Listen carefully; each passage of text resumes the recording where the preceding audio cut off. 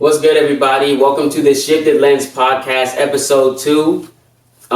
Just diving into the mindsets of the Black people in our community. Our community as Black people. Just really seeing how we think and how we feel about certain topics. Our recent episode was why do we still have to prove ourselves in majority Black spaces? And I have to say that was a very great episode to start off as our debut. This next episode is Colorism is Killing Confidence, an honest discussion on the privilege that comes with skin tone.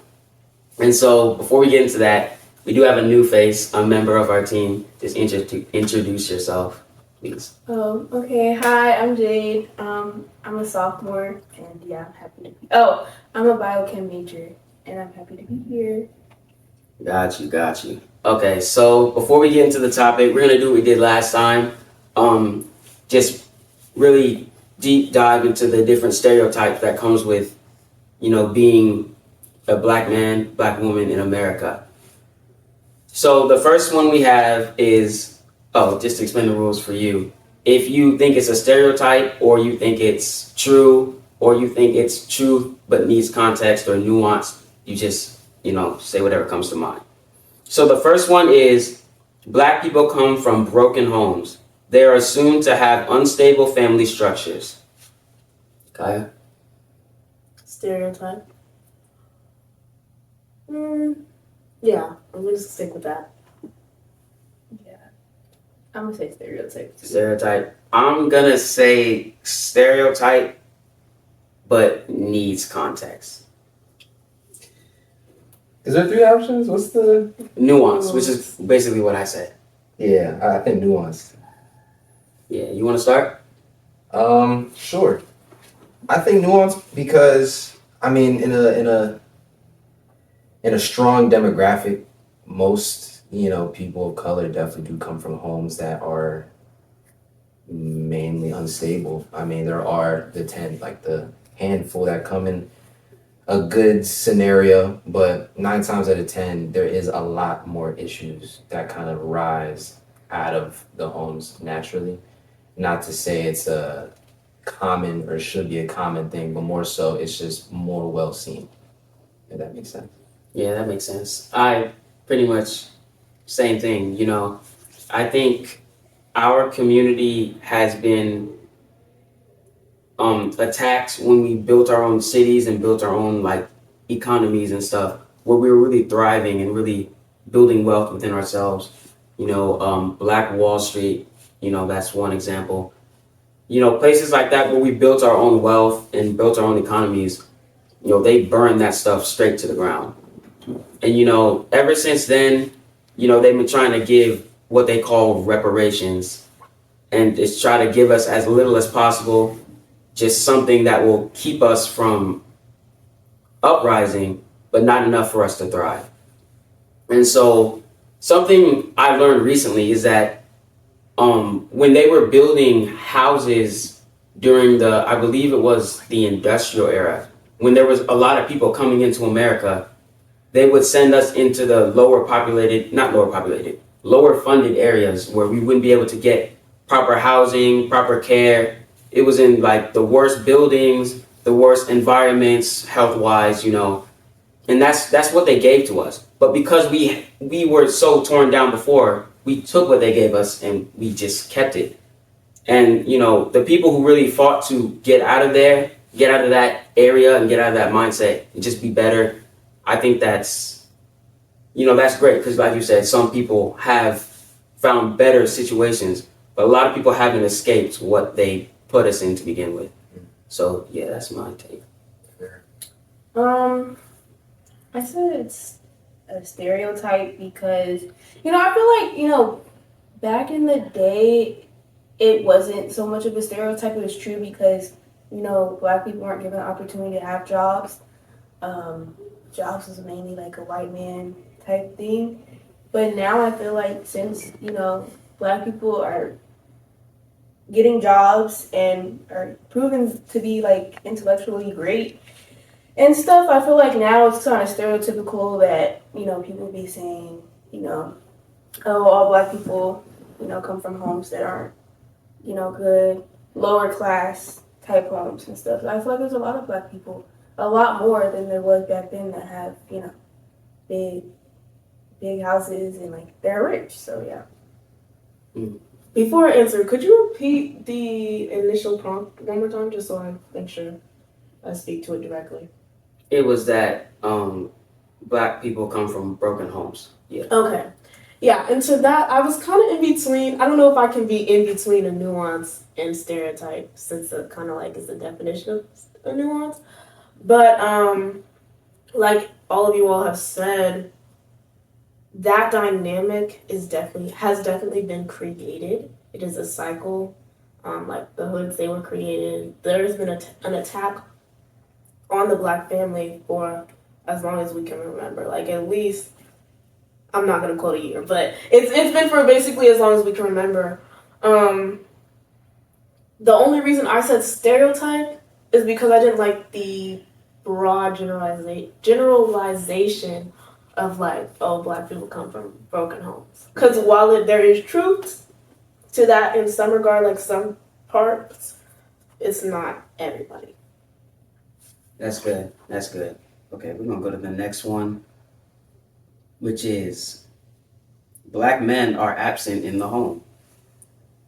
They avoid responsibility as partners or as fathers. And I'm going to say stereotype on that one.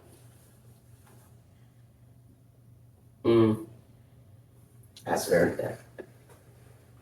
I'm gonna say stereotype, and I feel like I have to because my father is present in the home, and most of my family members, they are present as far as fathers go. Like I've seen a great dynamic when it comes to that. So for me to say it's not a stereotype, or to say it's nuanced or just straight up true, would be dishonest for me. You know, I think black fathers do, in some cases, avoid responsibility, but I do also think that sometimes in relationships, you know, it's nuanced. There may be a kid that the man doesn't want, and the girl wants the kid, and then, you know, you have that, I'm not taking care of this kid, I'm gone. You know, and some people are afraid of that kind of responsibility. But I also think that, you know, you shouldn't put yourself in a position where you can have something that you don't necessarily want. You know, if you don't want a kid, you know, don't do something that's going to get you to end up with a kid. And if you have the kid, you knew what you were getting into when you started doing what you were doing. So I think we do need to take responsibility in that regard. But I've seen both sides. So, and the side that I come from is very stable. So I'm gonna say stereotype on that. That's mine. Fair. That's fair. Well, I would have to personally, because I am in kind of the same boat as you. I definitely do believe it's a stereotype. At the same time, I want to lean towards nuanced only because there is an uprise in our community where the father may not be in the home, there may not be a good father figure or things of that nature. Not to necessarily bring us down, but to at least acknowledge where we may fall short. You know, just because we are held to a certain accountability if we want to engage with certain activities that produce a child.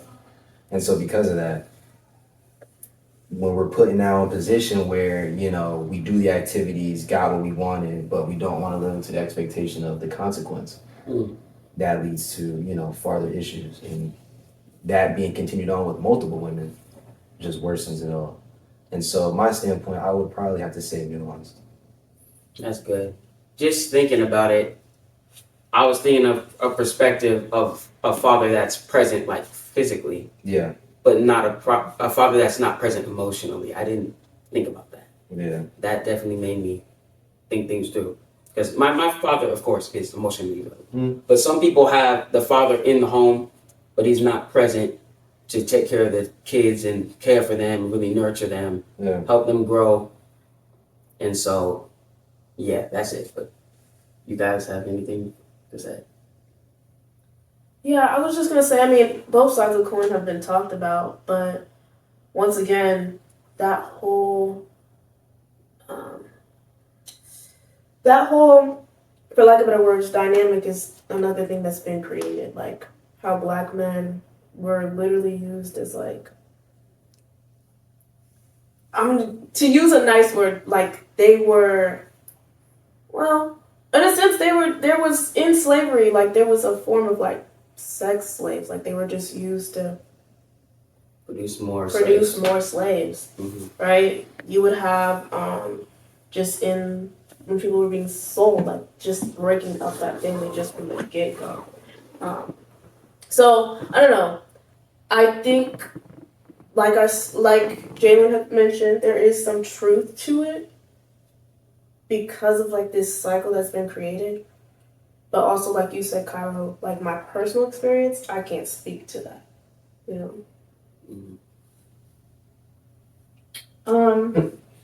Okay, wait, is nuance like in the middle? Hmm. Yeah. Okay, yeah, I'm gonna say that. My personal experience is that I grew up with just me and my mom. So my dad was never there, like, at all. I would occasionally get like a phone call, for my birthday or Christmas, but like that was it. And so I would say, and my friends, like the people that I hang around, I feel like they don't have father figures either. So I'm surrounded by a group that, the father is not there. So I'm, you know, wanting to say it's a I mean, not a stereotype. I want to say it's true, but it is a stereotype. It can be a stereotype as well because you know that there are fathers that are there. And, you know, now, like a lot of black people, they have their fathers and stuff. So, and also is the point that, younger people are starting to have children and fathers don't want to step up. But you also see, like in social media, that the mothers didn't step up and the fathers was left with the children. So I feel like that could kind of, go both ways. Got you. All good stuff. All good stuff. The last one. Yeah, this is definitely a stereotype. Black people only excel in sports, music, and pop culture. They are boxed into entertainment interests or physical capability.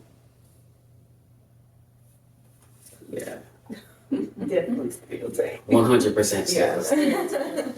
And I don't think. You see on the Stereotype. you see like on the news now that there's like 13-year-old black girls and black boys getting into college. Yeah. Like I've never seen that for other people, but yeah. What was the problem? Repeat it one more time. Black people only excel in sports, music, and pop culture. Oh. Boxed into entertainment interests or physical capability. Oh, fair. Yeah, no, that's a stereotype. I was understanding it at first. Yeah, no, definitely. Each generation is getting smarter, and I mean, there's a lot of African American that they don't want to give credit to that Yeah. excel at a very young age. But Yeah. Not only that, like even like after emancipation, all of that, the first thing that we wanted was just rights. And we got those. We wanted education, we got that, and we thrived in that area. There are a lot of black icons that reached a level of education that no one expected of us. And then, sports was barred from us from jump. And once we finally got access to those areas, they knew they can make money off of us just because of our physical capabilities. But this just goes to show that we're both capable academically in the corporate sense. Black doctors are some of the top doctors are colored people, most of the doctors I hear about, they either my skin tone, probably just how do I say that? They're not no, I won't go there. There's a lot of cultural doctors. I don't know how else to say it. But, seeing us excel in all these different areas just shows how talented and creative we are. We can literally do whatever we put our mind to. Like, I'm going to school for law. All my family members are doctors. And I could have went down that route, but that was never something I felt like I could enjoy. So that's why I chose that area. But a lot of people, they enjoy things outside of the corporate sense, and people find that problematic because, like we said in the last episode, sometimes they may not think you can reach a high level of success that way. If you're making music, or you like to dance, or you do art, or you do filmmaking, whatever it is you do, people, they look at that like, do you have a second option? Because they're like, you can't do, they don't think you can thrive in that arena. Mm. But yeah, I think we thrive in whatever area we put our mind to, and to box us into just the stuff you see us in the most is just not fair.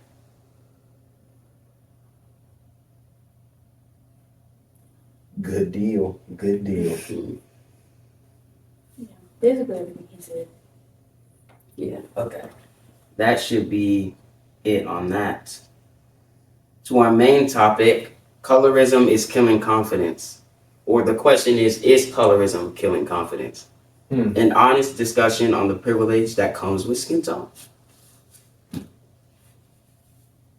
So, I really don't have anything to say currently. I would like for someone else to go before me so I can get my thoughts together. But yeah. I feel like it definitely is, killing confidence, especially coming from like a brown skin perspective. I used to look at, light skins and stuff and be like, well, I want my skin tone to be like that, it just seems, everything just seems so easier for them and stuff. And that used to bring me down, especially on social media. I feel like now, brown skin is more, praised upon, but, it used to be like light skins and, people that were lighter than, brown skins and dark skins. That was, what people wanted to be. And it definitely did kill, like, a lot of people's confidence because you're like, oh, well, I'm too dark for this. Like, I'm too dark to be hanging around light skins and stuff like that. So, yeah, I definitely think that. It also comes with, like, bullying as well. Like, I feel like people get bullied because of their skin tone. Mm-hmm. And, people get bullied because they're too dark. And stuff. So I just feel like that also is going to kill confidence, too. Yeah. Something I think is very interesting is that, most people because of course black people can produce like any skin tone, right? But when they associate dark skin with all these stereotypes that we've been discussing. Mm-hmm. So when people who are of a lighter skin tone may see that, they're like, they might develop a superiority complex. Not everybody, because I know people who don't, but I know people who have embodied that mindset of, oh, they must not be talking about me when they're mentioning these stereotypes. They associate blackness with dark skin, and the light skin just doesn't have that kind of negative connotation. Of course, if back in slavery you were still a slave, but you may have been put in the house. Like generational imprintations. I don't know. It's in our minds already to have that kind of, at least for some people of a lighter skin tone, that I may be better than you. Some people have that complex in their head already, just from what was imprinted on us through slavery. But yeah, that's all I have to say on that. If y'all don't have anything right now, Kaya and I posted it to our stories, and they sent in responses, some of you guys. So you want to read yours first? I did want to say something, Okay. but okay. Yeah, I was gonna do the reading of their stuff first. Okay, yeah, sure. If you got something to say, just finish yours, and then we'll read it. Well, I was just gonna say I really do feel like colorism has been very divisive. Like as you mentioned, in slavery, the house slave versus the field slave, and that was all based on skin tone. Like the lighter slaves would be in the house, darker slaves would be in the field, and like you're treated differently, and that created so much division within the people. Like there wasn't like this common goal because it's like, okay, I'm just trying to get on Massive Good side. You know what I'm saying? Also, the brown paper bag test, like just how the way, like, the complexion of your skin gave you certain, gave you a certain social status. Like, if you're darker than this paper bag, you can't get in here with these people. You know what I'm saying? How it skewed beauty standards as well. Like, my mom, she told me, like, when she was growing up, because she's darker skinned, like, she's darker than me. But she was like, I was never looked at for real. I always felt too black, too so and so. And you know what that does to your self worth? Like, I feel like that's one of the reasons we as a people cannot grow, because we're actually physically, like, hindering ourselves with this type of mindset. And the last thing that I was thinking about, y'all know the Rwandan genocide? Mm-hmm. That right there, like, you had the fairer skinned people who were, like, on top for so long. And then the darker skinned people were like, I'm sick of it. And they literally started killing each other. Like, that, if that's not divisive, I don't know what is, So I just think it's been something that has really created a lot of tension and not allowed us to be cohesive. Like, you're fighting for this self-worth, it's just a lot of things that's going on. But yeah, that was kind of the main thing I wanted to say on that. Yeah, definitely. Definitely, you got something? I mean, everyone really embodied it pretty well. I guess my only thing I could really add is probably more of a personal point of view in a sense. I mean, colorism definitely kills confidence. Considering my situation, and even some friends, I was always in and out of SDA schools and public schools, as I mentioned in the last episode. But in that, I was automatically put in a position where whatever class I was in, I was already suspected to not really do well. And so in one of my math classes, to my demise, I wasn't trying. And so I was feeding into the narrative of what they already believed I was. So when she tried to put me in a remedial class, I then applied, and it was just like, yeah, I'm really not a square. You know what I'm saying? Like, I'm not. But nevertheless, yeah, it killed my confidence coming out of middle school, even in sophomore year in high school, just because, I automatically felt that I was behind the bar, just because of the color of my skin, and how they were acting towards me because of that. But obviously going to being more in more environments to not only live in the comfortability of my skin color, but also understanding the heritage of my skin color. It grew that confidence ultimately. But yeah, pretty much everything else you all said encapsulated very, very well. Got you. Okay, you wanna go first? Um, You might have a little bit stronger responses. okay. I got two good ones, and the rest of them were just yes. So Yeah, so the first one, this girl, she just said, colorism is definitely a useless conflict. It is a distraction from the greater issues in the minority group, which is something we've already kind of echoed here. The other one said, colorism is only creating more conflict and division within the Black community. I asked her to elaborate. She says, it creates a divide in the sense of creating hierarchy. Colorism creates the mindset that the darker the skin tone, the less attractive and important you are. Instead of bringing the community together, it creates a significant divide based on your skin tone. And then the last one, he said, yes, we worry about skin tone, drama, clothes instead of building real foundations. So I asked him to elaborate. He said, we need to build assets. We have everything but own nothing. All of the money on billion-dollar brands such as cars, clothes, and more things for the appraisal of others needs to go towards something that makes money. We are also distracted watching drama unfold on social media that no one can focus on their own lives. The news with all this political stuff divides everyone. Both parties suck. The government knows what they're doing. Also, everyone should have the chance to voice their opinion with backlash. I don't care. We get sold second merchandise anyway. We never got recognition, but when you get it, you feel good. to summarize, basically, he was basically just saying we're focusing on the wrong things, just kind of like everybody else was saying, we're focusing on the wrong things when there's so much more we can do to grow. Yeah, we're the biggest enemy to ourselves. Yeah, You know? we really are. I think if we really applied ourselves as a unit to achieve, like back to the Black Wall Street statement I made, like the quickness that we built that economy and how strong it was enough for our white counterparts to literally go and burn it to the ground. They have not attempted anything like that recently that I know of.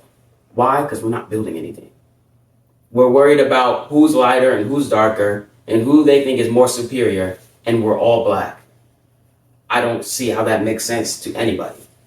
But what I say to that is we gotta lock in. We gotta stay focused on moving forward as a unit. That's literally my whole reason for bringing this together, to understand the mindsets, how everybody's thinking, and come together. You can't stay focused on skin tone. Skin tone is minute in any regard. Whether you're white or black or Hispanic or Asian, it does not matter. That should not be something you think about when you're thinking about meeting somebody or speaking to somebody, especially when you get to the higher up levels. I remember my brother told me this once, and I thought about it recently. I'm like, that low-key makes sense.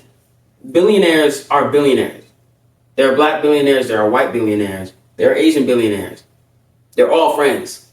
Every last one of them. I guarantee it. They all know each other. And they don't care about race. Because they made their money and they did what they needed to do to thrive. And they found people that can help them do that. You know, you gotta work as a unit. But back to the responses. So, is colorism killing confidence? He says, colorism manifests in judging how people talk, dress, and how they enjoy their lives as we silently push them away. So what I'm getting from that is, you know, basically what I just said. Just constant judgment and having a superiority complex, or even thinking you're less than because of what people are telling you. Oh, you're light skinned, you may not be as important as me. He is the same person. He said, we create an unspoken criteria for what it means to be black. And if you don't fit that, you're out. I think that's, anyone want to elaborate on that? Speak on that? We create an unspoken criteria for what it means to be black. And if you don't fit that, you're out. Yeah. I think that kind of speaks to what we talked about last week in regards to the definition of blackness, what that is, what that looks like. To try to blend them together, as in blending meaning last week and this week.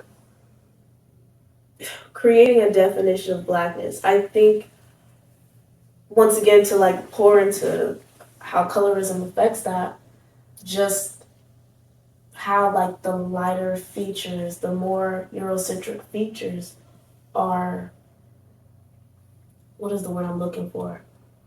Incentivized? Yeah. More so than like, and like the more Afrocentric features are like kind of looked down upon, you know, in all regards. Like, I feel like the most simplistic definition or I can't even talk, y'all. The most simplistic parallel, I think of it like pretty privilege. Y'all heard of that? And like pretty privilege is a real thing, you know, like if people like the way you look, there's more things that are kind of open to you, right? Same is true if you have, you know, the light skin, the more curlier hair, stronger, I don't want to say stronger chin, but like a stronger jawbone. Like just, you know, some of those more Eurocentric features. Yeah, nose shape, mouth shape. lips, all that stuff really goes into that. Yeah. Yeah, that's good. And then another one, we self-police each other, calling behaviors white when they are just niche interests. So he kind of flipped the spectrum because we're talking about it from a light skin talking down to a dark skin. He's talking about the other way around, where people may be lighter or act a certain way that may look white or look like you're trying to be white. So Question. Do you all think that using the term light skin, dark skin, brown skin is perpetuating like the divisiveness? Even if you're not talking from a standpoint of, okay, I think I'm better than them because I'm lighter skinned than them, or I'm brown skinned, or I'm dark skinned, or I'm blue, whatever. Even if you're not thinking from that standpoint, do you still feel like there's this inherent conditioning, for lack of better words, that we have, which is why we use those words? I do. Potentially, I feel like it could be also just context being used as well, like how it's used. Like you said, I think it's a strong point in the divisiveness, just because it's like when you do think about it, you have to differentiate each thing. It can create somewhat of a non-spoken hierarchy. But the reason I say context is because maybe it's just in a circumstance of, I really can't think of any other situation more than just kind of like, I guess you're talking in the sense of like, well, that's just the complexion you have compared to someone else. Maybe even some common banter about, getting sunscreen if you're at a beach or something like that. One may be like, oh, well, you're darker, so you may not need it, or, you're lighter and this, that, and the third. I should say context because maybe not everybody's looking at it or thinking in a way of like it's creating this blockade just because you may be darker, you may be lighter. But conversely, it can bring that divisiveness as well. But like I said, I think it's the context of what I said. Yeah, I mean, pretty similar, but I just think I didn't think about that perspective because before you said that, I was thinking in my mind, there's no situation where splitting ourselves up based on skin tone would help any situation. Yeah, Yeah. it wouldn't. And so I'm not saying that in a certain way of like encouraging it Mm-hmm. in that sense, but there are conversations where it's just like, well, I mean, we all are black at the end of the day, but we all are different shades. And so it's just like in that, the conversation or the topic of conversation will arise of, well, light skin, you're dark skin, this, that, and the third. How or what is influencing this conversation can then bring apart the divisiveness. But, I would like to think that it's not always like that. But just because of the, day and age and what is happening around us, unfortunately, 9 times out of 10, yeah, it is used in a sense of unspoken, leveling, I would think. That's a Oh, no. Well, I was just gonna say the reason I asked that question. Have you all heard of the term Indian giver? Indian giver? West Indian, I've heard West Indian giver. Basically, Yeah. like if I give you something, right? I don't know. Let's just say I gave you, let's just say I gave you a meal or whatever. Okay. In the term of Indian giving is like, now I'm expecting something in return, or I want that thing that I gave you back. That term in itself, though, is negative because it came from a position of like the Europeans not understanding that when the Indians, their form of like, what is that word? Cannot think of what that word is, but their form of contraction, is that the word I'm looking for? Whatever, it was exchange, right? So they traded. They didn't understand, like, the Europeans had this mindset of like, okay, if I just give you this money for something, or if I get something from you, you're not really expecting anything in return.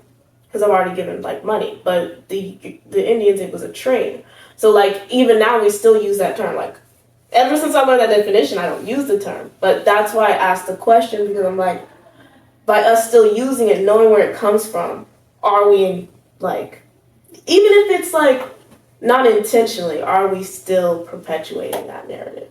Yeah. You know? That's a fair point. Yeah. So, I think that was the last response. Yeah, I think that was the last response. I don't know. Is there anything like, on y'all's mind about this topic specifically? For clarification on that question, because that is interesting. So you're saying from the pretense of, not even just use the big words, from the pretense of something, Mm-hmm. us using it now, even though we're not using it that way, Mm-hmm. you think that we're still technically continuing the train of it? I'm asking. Because I feel like, I don't know. I'm asking. I don't know if we are continuing the trend, but I'm wondering if we know what the history behind it is by using that terminology, are we continuing the trend? That's fair. That's fair. I think I would say yes. Yeah, I mean that's fair. I mean you can Because say the same thing about. I'm sorry. Go ahead. I was gonna say like the idea of division by skin tone. It was you said the Rwandan genocide. It was like It was, yeah. they one side thought they were better than the other. Yeah, the lighter skin thought they were better than the darker skin, so they had like higher positions and stuff like that. But then the darker skinned people, they got tired of that, and so they took over in the form of violence. That's fair. Yeah, I think it is being perpetuated in that case. Because I was thinking, you know, maybe possibly before we were brought to this country, we wouldn't think that way. But, you know, obviously we did. So we had that idea of colorism even before we came here. And it's like the fact that we brought it from so far long ago is pretty interesting. So I would say it's definitely being perpetuated. And I think, like you said about the context, other than that, there's no reason why you should create division based on color. Yeah. It's pretty straightforward. Yeah. I don't think it wouldn't be worth it. And I mean, like you were raising the question too, I never had the thought of like, you know, when I would speak about different shades of or different skin tones, I would never think of it as like, oh, it's better this than a third. I would make jokes, or I would hear jokes, like obviously, you know, the light skin jokes and how they act, and dark skins with dreads. You know what I'm saying? Like those stereotypes of, you know, jokes would flurry, but you know, it never dawned on me when I would like think of that. You know, like my family, we're more on the lighter side, but it's just equal, you know, and so in that there's always the acknowledgement of the family, like, oh yeah, like I'm obviously lighter maybe than some others, but I never thought personally that it was a sense of I'm better than you. It was just like, oh yeah, I would make the joke that, you know, maybe it was a bad joke, but pretty much I would just make some joke of just like why, but it was never in the sense of like I'm better. It was always just I mean, we have skin, dude. Under this, we all bleed red. We all, you know, pee the same color and all this other stuff. So realistically, you know, there is no reason to make a hierarchy. But that is a good question. I really never thought of it from that perspective before. How it can like continue from back then. It is fair. And then y'all ever wish you were a different skin tone? Never. Never. Okay, cool. Just ask. I'll be honest though. It wasn't up until I grew my confidence in it. I'll be honest, just because of how. Go ahead, keep going. It was just because of how my lifestyle was growing up.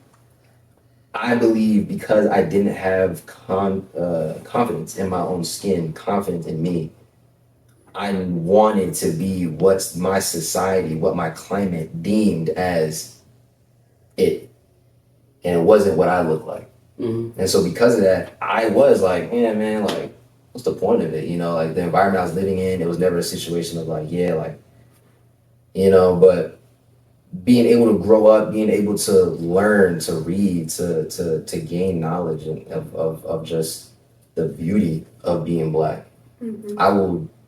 I was ashamed of how I was feeling back then, and I was thankful of the fact that I am black, and it's just like there's so much beauty in it. Not to shoot down on the other race, or the other, we're all the same race, the other colors, Mm-hmm. but just as an African American, I can definitely say, I mean, my heritage is beautiful, and I'm still learning in it. And I'm proud to be an African American. So I can definitely say that now. But I will be honest, growing up, it was shaky. It was shaky. Got you. Yes. I realized I lied to your question in answer to your question. And it was never from a position of like, I didn't like my skin tone, but I mentioned my mom earlier. I've always, because of our relationship, and just, I've always thought dark skinned women just so beautiful, right? So I used to want to be dark skinned because I'm like, this example, like my mom, our relationship, and I just wanted to kind of like copy that in a sense. So it's not that I was mad that like, oh, okay, I'm a little lighter skinned, like I'm brown skinned, but like, see, I don't even know, after this whole conversation, I don't even want to use the terms anymore, but yeah. So I did kind of, I don't know if I would say I wished I was different because, like, I'm happy who God made me to be, right? Mm-hmm. But I do want to speak to, like, that perspective of, like, because of my closeness with my mom and seeing, like, beauty in her, I wanted to kind of exude that, I guess. I don't know.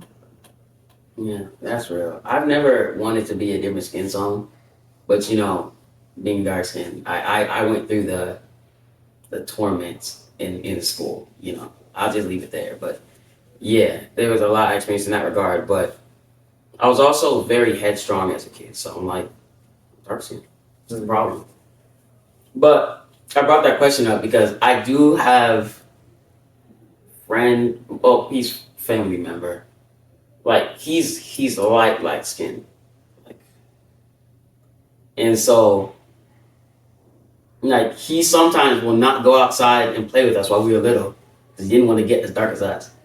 And I thought that was crazy for him to say, Wow. And I was like, you can't be serious. And he still does it sometimes to this day. Like if we're outside for a long period of time, he'd be like, I'm going inside. I don't want to get too dark. I'm like, there's no way you think that way. But I used to think like that. but you, But like I'm already like okay, but the thing is, okay, when I was younger, I loved my skin tone. Like I would be outside until I got so dark. But then when I started growing up, and in 8th grade, I went to like there was probably only 3 black people in the school. It was mostly white people, and I used to like they have tables, like long tables. I'll be the only person sitting at that table where every white person is like bunched up, at another table because I had a different skin tone. And so during that whole, year, I used to just stay inside. Like I didn't want to go outside because I was like, maybe if I stay inside, I'll get a little lighter and they'll start to like me and stuff like that. So that comes with like, the confidence and stuff because I went to a school that was not African American based.